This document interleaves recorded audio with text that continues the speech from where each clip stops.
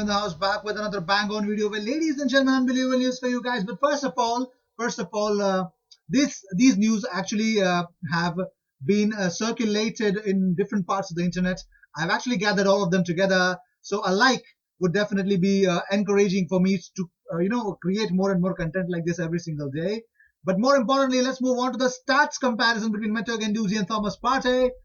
You can see the amount of games that they played, the assists that has come between them, the goals scored. Thomas Partey is definitely attacking plus defensive-minded midfielder because this guy has unbelievable amount of tackles. The tackle percentage is unbelievable as well, and so are the interceptions. So he is tactically more aware and a key cog in that Diego Simeone's side. So I completely respect him for that. But let's talk about other things. Jamie Redknapp has defended Matteo Guendouzi and has suggested that he has been treated unfairly. Redknapp says Guendouzi isn't a saint, but shouldn't be slaughtered. Matteo Guendouzi did not make the Arsenal squad again yesterday, but I refuse to hammer the 21-year-old for his trash talking against Brighton. It's all said in the heat of the moment. A player says something he later regrets. So to slaughter Guendouzi for sledging, to borrow the cricket term, is unfair. He's not the first to do it. He won't be the last. So it's pretty much clear that Guendouzi should be let off. He's young. He's somehow trying to stand up for Berlino. I can understand that. But moving on, Raul Jimenez offers hopes to Manchester United and Arsenal as Mexico striker embraces transfer talk. Raul Jimenez actually spoke about, he actually broke his silence for the first time, talking about, he's quite surprised when he's linked with bigger clubs. He says, first of all, I'm very happy here with the Wolves. I'm in a place where from the first moment we made an incredible connection. I am no strangers to all the rumors. Every day a new team comes out. Every day a new offer comes out. I do not know how many millions. It is good to know that they are talking about you. But what I have to do to make that happen is to continue doing my job here with Wolves. Raul Jimenez in the recent scenarios has actually gained a lot of momentum because of his unbelievable dribbling and superb the plays, the counter-attacking football that he plays alongside Adama Traore is, he ripped apart. They both together ripped apart Manchester City at the Etihad. But moving on, well, Arsenal would have won the 2015-2016 Premier League campaign because you can see the points per game. Arsenal are second best in the whole of Europe's top 5 leagues, and that was unbelievable, wasn't it? But moving on, Arsenal youngster Folarin Balogun is set to leave the club. We all know that because he failed to agree to a new contract. Well, the problem is you can understand that he's played 70 games for Arsenal and has scored 50 goals and 12 assists. That is a huge amount of number. Well, could this happen to be the next Serge Gnabry situation with Arsenal? Well, only time will tell, but let me know if you guys want Folarin Balogun, a talent like that, to leave Arsenal for some amount of money because he's got 1 year left on his contract after this campaign expires. Well, talking about Kieran Trippier, he actually spoke more on Thomas Partey in the podcast that I shared yesterday. He says Thomas is still a very young player and everyone loves him out here. Going to the Premier League, who knows? I want him to stay because he's a valuable member to our team. He speaks perfect English. I don't think he'd have a problem with the Premier League. So it's pretty much clear that Thomas Partey, if he leaves Atletico Madrid to any of the Premier League, and obviously Arsenal linked more often than not to Thomas Partey, it's pretty much clear he knows English. He will not have any much problem than any other player would have, but he would be a perfect fit to any team that he joins. And moving on, his physicality, how he breaks up play, technically, he's got everything. He's got everything. No disrespect to Arsenal. Well, talking about Stuart McFarlane, Stuart McFarlane says, he actually shared certain images where today's delivery, a lorry packed with emergency supplies for local residents by Arsenal. This is why I love my club. They are doing phenomenal job in the society, in the community. They are doing unbelievable, and I love them for this. Well, moving on, they're actually a very big sensation and a very big, inspiration for me because I have donated myself during this pandemic stage as well. And I'm proud to say, and I'm proud to call myself a fan of Arsenal Football Club. If you guys can donate to your community and help your community in any way, do it, my friends, because these are the values that Arsenal teach every single player of theirs and every single person who's actually related with Arsenal. These are the values that we learn. Well, moving on, Arsenal had decided not to sign Dani Ceballos completely from Real Madrid because Arsenal paid £3.5 million to borrow his salary for £55,000 per week, but nothing more than that is conclusive of uh, Dani Ceballos staying at Arsenal for permanent solution. Well, Socrates, ladies and gentlemen, did you know Socrates has created more big chances than Mesut Ozil this season? And you cannot believe this stat. This is an unbelievable. I really did not understand. I mean, why? Why?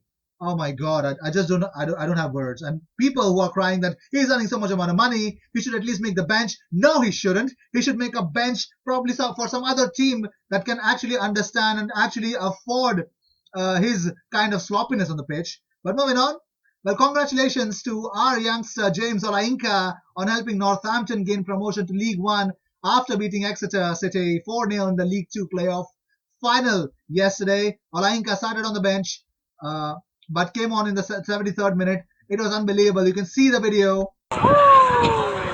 Oh shit! Hey, we out here, B! What? What we do?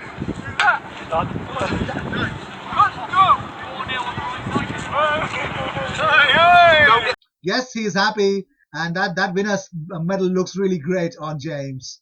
Congratulations, James, for this. Moving on, Mikel Arteta has spoken about the much needed victory required in the next game. He says, we've been missing the fans so much. On Wednesday, our first home game, we're going to miss them so much. We're missing our fans so much, and hopefully, when they are back, we can give them what they deserve. Well, they deserve is a European competition and most probably a winning run. It totally is. You know, when Arsenal wins a game, if it's on a Saturday or any part of the week, automatically I forget my stress. I forget all of my anxieties, my worries from the real life. I just disconnect myself with the real life and I watch the game. And if Arsenal wins, the Dani Ceballos goal gave me hope that we can win at least one competition this season. We can show at least we can stand up for the badge, and that's exactly what it gave me hope. And I hope Arsenal go through with much more ambition in that competition as well as in the Premier League.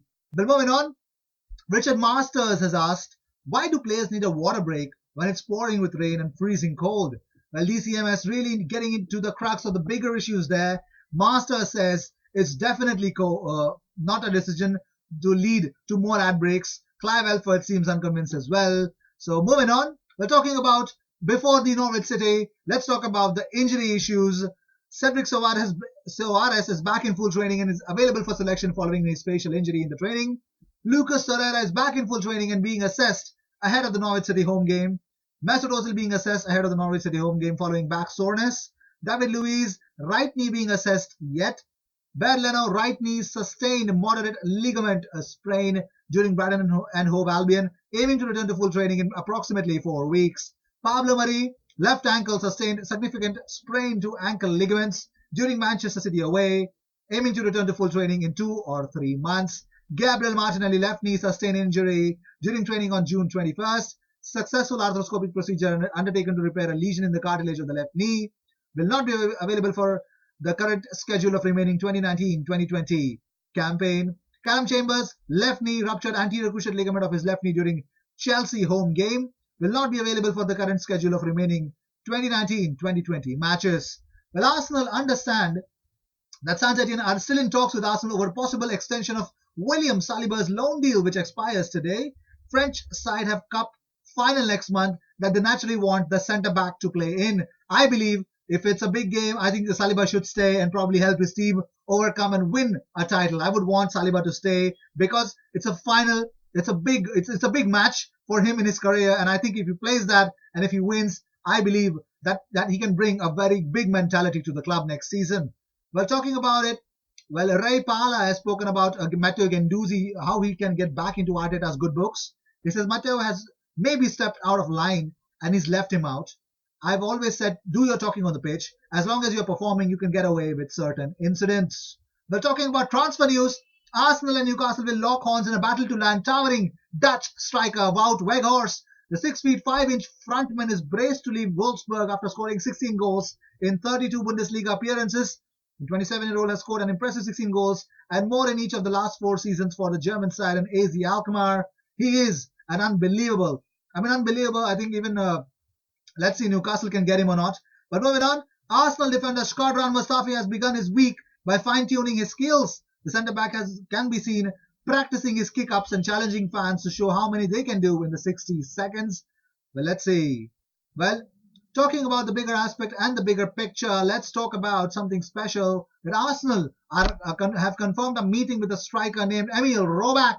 Well, yes, Arsenal are interested in signing teenage forward Emil Roback from Hammarby. The 17-year-old has attracted interest from both Arsenal and Bayern Munich, and Gunners have reportedly made the first move by inviting the striker to visit the club's training facilities. Well, these were the news of the day. I hope you enjoyed whatever came your way. All the views and news and everything about Arsenal on this platform every single day, twice.